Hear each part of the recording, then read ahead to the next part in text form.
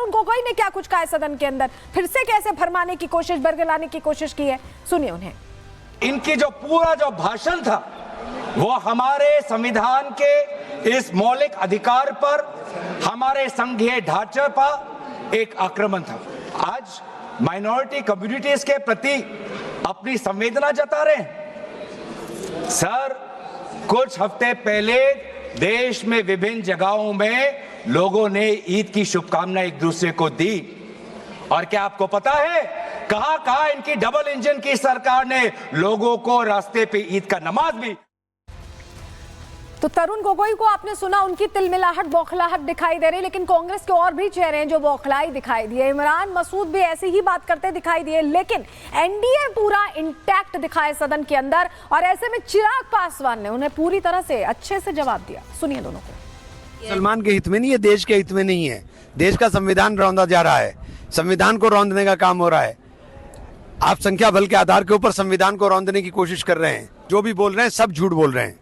कहीं ना पसमंदा मुसलमान की बात कर रहे हैं, ना शिक्षा की बात कर रहे हैं, ना किसी और चीज की बात कर रहे हैं, सिर्फ हड़पने की बात हो रही है। ये सिर्फ झूठ बोल बोलकर एक परसेप्शन बनाने का जो ये लोग प्रयास करते हैं, जो संशोधन हुआ है वो इसको और मजबूत करने की सोच के साथ किया गया। इस कमेटी में हर दल के सदस्य बैठे थे। मेरी आज अगर इससे किसी को तकलीफ है या होनी चाहिए, ये वही लोग हैं जो इसमें भ्रष्टाचार करते हैं।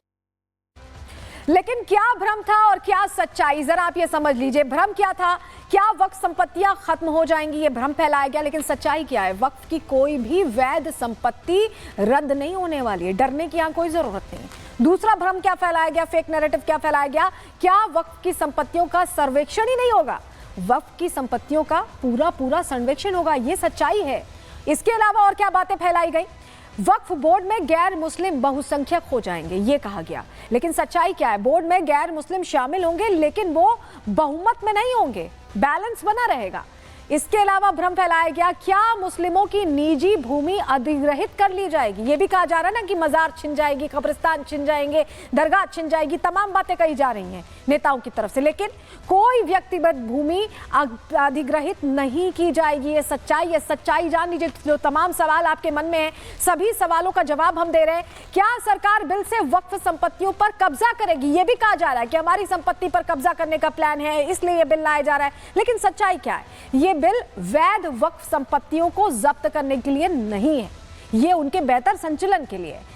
क्या बिल से गैर मुसलमानों को संपत्ति पर नियंत्रण की अनुमति मिलेगी, ये भी बहुत से लोगों के मन में कि गैर मुस्लिम शामिल किए जा रहे हैं बोर्ड में, तो क्या उन्हें अब नियंत्रण मिल जाएगा, उनको अनुमति मिल जाएगी? नहीं, ऐसा कुछ नहीं हो रहा है। वैध वक्फ संपत्तियों पर मुस्लिम समुदाय का नियंत्रण बना रहेगा, वही तय करेंगे। तो इस बहकावे में मत आइए, इन बातों में मत आइए।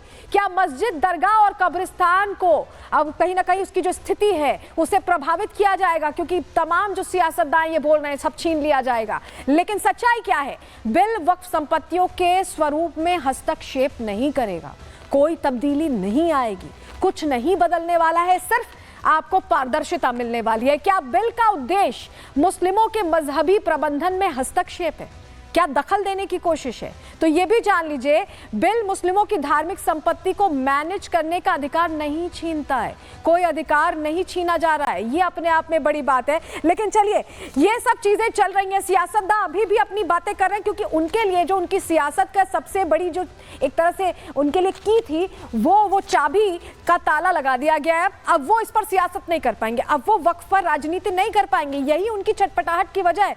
लेकिन मुसलमान अब समझदार हो गए, तस्वीरें अलग अलग जगहों से सामने आ रही हैं जहां वो जश्न के पूरे माहौल में दिखाई दे रहे हैं। दिल्ली, भोपाल और इसके अलावा मुंबई की तस्वीरें आप देख रहे हैं, जहां कहीं मोदी जी को शुक्रिया किया जा रहा है, प्रधानमंत्री को, तो कहीं पटाखे छोड़े जा रहे हैं, तो कहीं मिठाई खिलाई जा रही है। ये वो एक तरह का माहौल है जो अलग अलग जगहों से हमने देखा।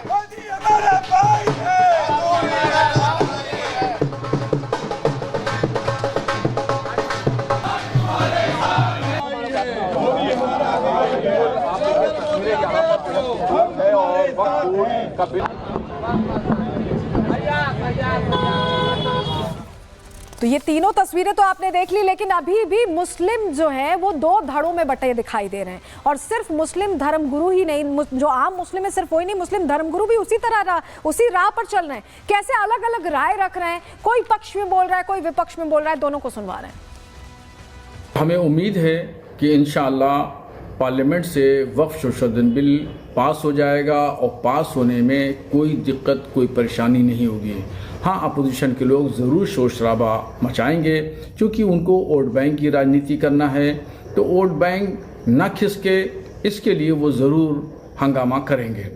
बहरहाल वक्फ संशोधन बिल से मुसलमानों को कोई ख़तरा नहीं है। ये अमेंडमेंट्स हम लोगों को काबिल कबूल नहीं है क्योंकि ज़ाहिर बात है वक्फ by the Muslim and for the Muslim है, और उसमें अगर मुसलमानों ही की राय को इनकॉर्पोरेट ना की जाए, ना किया जाए और उनके सजेशंस को ना माना जाए, तो भी जाहिर सी बात है ऐसे अमेंडमेंट्स का बेमानी हो जाते हैं, इसका कोई फ़ायदा बाय एंड लार्ज नज़र नहीं आता है। तो सुना आपने, रशीदी साहब कह रहे हैं इनका फायदा नजर नहीं आता, अभी लागू भी नहीं हुआ, उन्हें फायदा अभी से नजर नहीं आ रहा क्योंकि अब जो फायदा मिलता था रसूखदार मुसलमानों को वो खत्म होने वाला है और वंचित मुसलमानों को इसका सीधा सीधा फायदा मिलने वाला है। यही वजह है कि दिल्ली से लेकर लखनऊ, मुंबई से लेकर भोपाल, हमने हर जगह मुस्लिम समाज के लोगों से बात की, उनका क्या रिएक्शन है, रिपोर्ट के जरिए पूरी जानकारी आपको दे रहे हैं।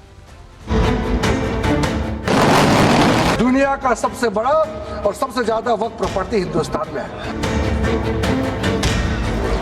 ये सारा व्यवस्था देखने के बाद सबके मन में उम्मीद जागेगा कि एक नए सवेरा आने वाला है। वक्फ संशोधन बिल आज लोकसभा में पेश किया गया। केंद्र सरकार जहां बिल के जरिए वक्फ बोर्ड में सुधार और वक्फ संपत्तियों के रखरखाव में पारदर्शिता की वकालत कर रही है, वहीं विपक्ष बार बार मुस्लिमों की संपत्ति छीनने का दावा कर रहा है। लेकिन आज देश के सामने एक नई तस्वीर आई। ये तस्वीर थी मोदी की गारंटी पर भरोसे की, ये तस्वीर थी वक्फ संशोधन से होने वाले सुधार की, ये तस्वीर थी विपक्ष के भ्रमजाल को तोड़ने की। दिल्ली से भोपाल और लखनऊ से मुंबई तक मुस्लिम समाज के लोग वक्फ संशोधन बिल को समर्थन देते नजर आए। किसी ने पीएम मोदी का धन्यवाद किया तो कई लोग लड्डू और सेवैयां बांटते नजर आए। लोकसभा की कार्रवाई शुरू होने से पहले ही मुस्लिम समाज के लोग पीएम मोदी के लिए धन्यवाद पोस्टर लेकर उमड़ पड़े।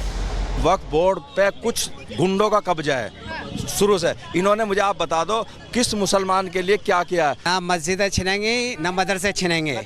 ये जो वक्फ बोर्ड है इसमें चंद लोगों का फायदा हुआ है। मुस्लिम तो खुश है इस बात से, लेकिन जो मुस्लिम वोट बैंक की राजनीति करती है ना विपक्ष, वो दुखी है। जो लोग भड़काने का प्रयास कर रहे हैं वो गंदी राजनीति कर रहे हैं, वो नहीं चाहते देश का विकास हो। और हम सब चाहते हैं कि आज जो है ये जो बिल है ये जरूर पास हो जिससे कि देश के मुसलमानों का भला हो। हक की जमीन नहीं छिनेगी। लोग कितना ही भड़काएं, ये सिर्फ विपक्ष का काम है भड़काना। बाकी मुस्लिमों के हक में काम कर रहे हैं मोदी जी, ये बहुत अच्छा काम कर रहे हैं और वक्फ को चोरों से बचा रहे हैं। मध्य प्रदेश की राजधानी भोपाल में तो मुस्लिम समाज के लोग ढोल नगाड़ों के साथ सड़क पर आ गए, वक्फ संशोधन बिल का समर्थन किया और भरोसा जताया कि पिछले कई सालों से वक्फ बोर्ड की जो दादागिरी थी वो अब रुकेगी और मुस्लिम समाज के उस तबके को उसका अधिकार मिलेगा जिससे वो अब तक वंचित थे। विक्ट बिल जो आया है बहुत अच्छा है, मोदी जी बहुत अच्छा कर रहे हैं। मोदी जी जो बिल लेके आए उसका हम समर्थन करते हैं, जो कर रहे हैं वो बेहतर कर। सर हमारे हित का काम हो रही है, मोदी जी ने बहुत अच्छा सोचा। हम समर्थन करते हैं इस वक्फ बोर्ड का ये गरीब मुसलमानों को फायदा पहुँचे। अमेंडमेंट बिल बहुत अच्छा निकाला है मोदी जी ने, जिससे गरीब मुसलमानों का भला होगा। जी हम सपोर्ट में, इससे हमें ये फायदा है कि लाखों अरबों खरबों की जमीन है वक्फ बोर्ड की, लेकिन आज तक वो जमीन ऐसे ही पड़ी है। ना उसमें हमारे बच्चों को फ्री में कोई कॉलेज मिला है, ना स्कूल मिला, ना हमें खुद को कोई मकान मिला है। पीएम मोदी की गारंटी पर पूरे देश को भरोसा है और यही भरोसा अब मुस्लिम समाज में भी दिखने लगा है। इस ईद पर सौगाते मोदी का ऐलान हुआ तो गरीब मुसलमानों के चेहरे खिल गए। वहीं अब वक्फ संशोधन बिल ने सेवैयों की मिठास को दोगुना कर दिया है। आने वाले दिनों में आम मुसलमानों के लिए विकास की मुख्य धारा खुल जाएगी और आम मुसलमान विकास की मुख्य धारा से जुड़ेगा। वो जिन्होंने वक्फ की प्रॉपर्टी को अपनी जायदाद समझ के रखा था अब वो परेशान होंगे।